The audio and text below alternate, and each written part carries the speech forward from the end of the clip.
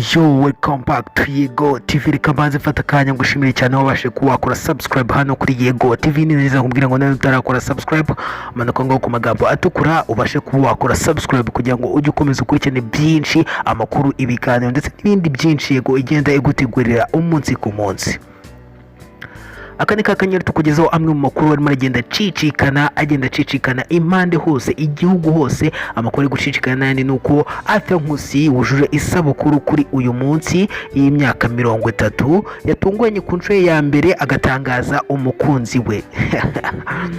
Nkusi rero akaba ari umunyamakuru ndetse akaba n'umunyarwenya, akaba ari umunyamakuru kuri Kiss FM, akaba yizihije isabukuru kuri uyu munsi ku itariki 22 z'ukwezi kwa mbere muri 2021. Akaba yujuje isabukuru y'imyaka 30 ndetse kuri uyu munsi akaribwo yatangaje bwa mbere mu mateka ye agatangaza umukunzi we.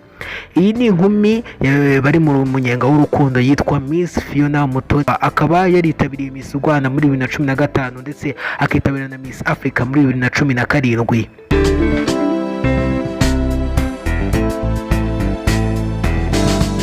Nkusi ni umunyarwenya wamenyekanye cyane ku mazina menshi agiye atandukanye nka Rutura, Karo ndetse n'andi mazina menshi. Kuri uyu wa gatanu ku itariki 22 Mutarama 2021 yizihije isabukuru y'imyaka 30 mu kiganiro asanzwe akora mu gitondo kuri Kiss FM The Breakfast with Your Star. Ni wari umutumirwa w'uyu munsi. Ibi ngo bikaba byakozwe mu rwego rwo kugira ngo bamufashe kwizihiriza umunsi w'isabukuru ye neza, kugira ngo bashe kuba basangiza ubuzima bwe abakunzi batari bakeya bamukurikirana umunsi ku munsi kuri Kiss FM mu biganiro bigiye bitandukanye agenda atambutsa nka ya nkuru rwose itagicika abantu benshi.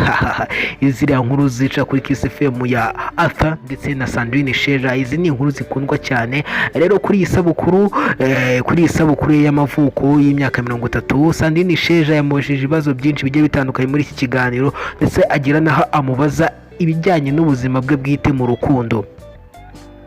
Yamusabye kumara abantu amatsiko yarangiza akavuga niba afite umukunzi. Iki ni ikibazo uyu musore yasanzwe akenshi aca impande n'impande, ariko uyu munsi yagize icyo avugaho kuri iyi nshuro, yemera gutangaza umukunzi wiwe.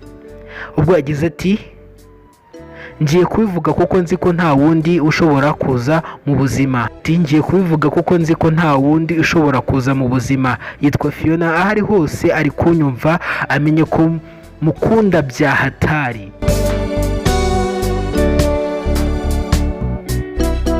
Nkusi iyi nkumi yatangaje ku nshuro ya mbere nk'umukunzi we yayigeneye ubutumwa avuga ko ayikunda. Yongeraho ko urukundo arimo atari imikino, ashimangira yuko impamvu atigeze ashyira ibi bintu mu itangazamakuru ari uko yanze gufata umwanzuro kubera igitutu cy'abantu, kumwe wenda uburi icyamamara abantu bakakubwira ati twereke umukunzi wawe n'ibindi.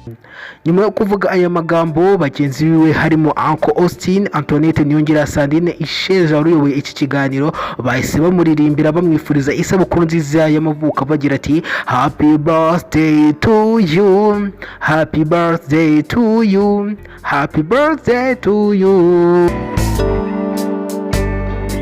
Miss Fiona Naringwa umukunzi wa Nkusi nawe akaba ari icyamamare, akaba yaramenyekanye mu mwaka wa 2015 ubwo yitabiraga Miss Rwanda ndetse bikaza kurangira abaye igisonga cya kabiri. Yitabiriye na Miss Africa muri 2017 muri Nigeria, nabwo aza kuba igisonga cya mbere cya Miss Africa ubwo yahawe $1,000 y'amanyamerika, uyagereranyije n'amanyarwanda muri icyo gihe byari $8,500 by'amanyarwanda. Umukobwa w'imyaka 26 akaba akorera umwuga w'itangazamakuru kuri televiziyo ikomeye cyane muri Afrika yitwa CNBC Africa, televiziyo ikomeye muri Afrika, ikaba ifite icyicaro gikuru muri Afrika y'Epfo.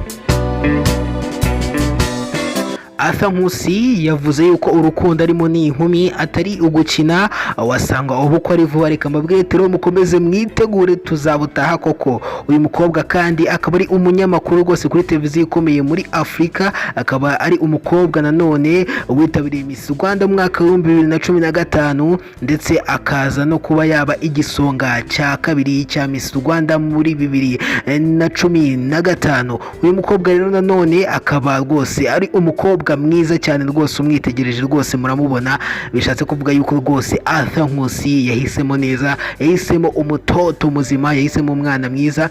Reka ngushimire cyane wahisemo kubana natwe hano kuri Yego TV. Ndageza nkubwire ngo nawe niba utarakora subscribe, amanuka ngaho ku magambo atukura ubashe kuba wakora subscribe kugira ngo ujye ukomeza ukurikirane byinshi Yego TV igenda igutegurira umunsi ku munsi.